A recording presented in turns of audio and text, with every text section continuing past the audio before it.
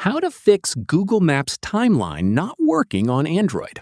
This tutorial shows you how to get your Google Maps timeline back up and running properly. First, open Google Maps on your Android device.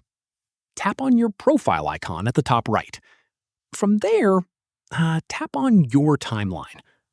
At this point, check if Timeline is enabled. If you see a prompt saying Timeline is off, tap on it and turn it on. After that, tap on your profile icon again and tap on Settings. From there, tap on Location and Privacy. In the next step, tap on Timeline and turn it on. If it is off, tap on it and enable it to record your places. Once done, go back and hold Google Maps application.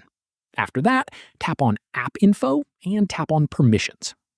From there, make sure Location is toggled on. Make sure Google Maps has location permissions set to allow all the time, and go back to the App Info page. From there, tap on Storage and tap on Clear Cache.